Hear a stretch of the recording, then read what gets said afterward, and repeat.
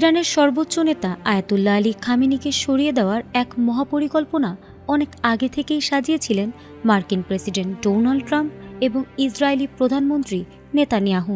সেই ছক অনুযায়ী গত ২৮ ফেব্রুয়ারি তেহরানে খামেনির মূল কম্পাউন্ড লক্ষ্য করে চালানো হয় এক বিধ্বংসী যৌথ বিমান হামলার পরপরই ট্রাম্প ঘটা করে বিশ্ববাসীর কাছে খামেনির মৃত্যুর খবর প্রচার করেন। তবে খামেনি নিহত হওয়ার এই ঘটনাকে সামনে এনেও দমে না গিয়ে ইরান এক অভাবনীয় চাল চালে। তারা শোক প্রকাশের সময় নষ্ট না করে তাৎক্ষণিকভাবে মধ্যপ্রাচ্যে থাকা মার্কিন ও ইসরায়েলি সামরিক ঘাঁটিগুলোতে একের পর এক বিধ্বংসী পাল্টা হামলা শুরু করে। এদিকে খামেনির মৃত্যুর খবর ছড়িয়ে পড়লে বিশ্বের বহু মুসলিম দেশ রাষ্ট্রীয় শোক ঘোষণা করে এবং অনেক দেশে তার গায়েবানা জানাজাও অনুষ্ঠিত হয়। কিন্তু খোদ ইরানেই তার জানাজা বা দাফন নিয়ে দেখা যায় এক রহস্যজনক নীরবতা। কোনো আনুষ্ঠানিকতা না থাকায় এবং মরদেহের সন্ধান না মেলায় বিশ্বজুড়ে তীব্র গুঞ্জন ছড়ায়। খামেনি হয়তো এখনও বেঁচে আছেন, আর ট্রাম্পের দাবিটি হয়তো কেবলই মনস্তাত্ত্বিক যুদ্ধ।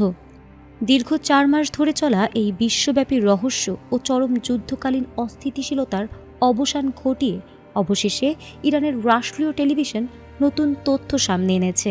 এতদিন পর তেহরানের ইমাম খামেনি গ্র্যান্ড মোসাল্লা মসজিদে খামেনির আনুষ্ঠানিক রাষ্ট্রীয় শোকযাত্রা ও শেষ বিদায় অনুষ্ঠান শুরু হয়েছে। এই জানাজাকে কেন্দ্র করে ইরান ও ইরাকের ৫টি শহর জুড়ে তৈরি হয়েছে এক অভূতপূর্ব আবেগঘন পরিস্থিতি।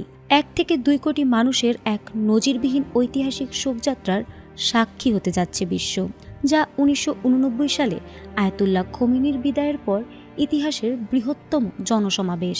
শুধুমাত্র রাজধানী তেহরানে ১.৫ থেকে ২ কোটি মানুষের সমাগম প্রত্যাশা করছে প্রশাসন।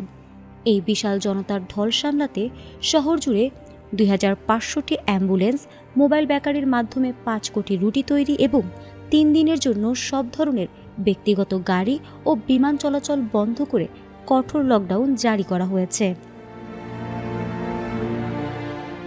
তবে এই জানাজা বানচাল করতে ডোনাল্ড ট্রাম্প প্রশাসন বিশ্বজুড়ে ব্যাপক কূটনৈতিক চাপ সৃষ্টি করেছিল।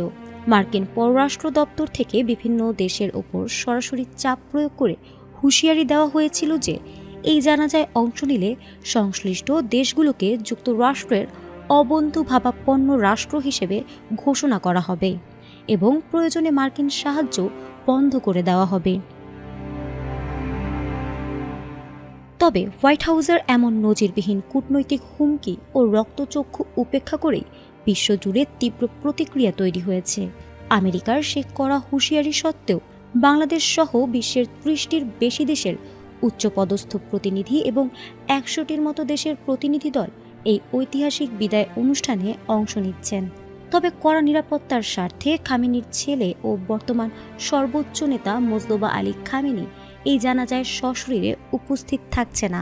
আগামী ৯ জুলাই খামেনির জন্মস্থান মাশহাদ শহরের পবিত্র ইমাম রেজার মাজার প্রাঙ্গণে তার চূড়ান্ত দাফন সম্পন্ন হবে, যার মাধ্যমে মূলত পশ্চিমা বিশ্বের কাছে নিজেদের রাষ্ট্রীয় প্রতিরোধ ও আঞ্চলিক শক্তির এক বড় প্রতীকী বার্তা প্রদর্শন করছে তেহরান। ফারহানা হক, ATN বাংলা।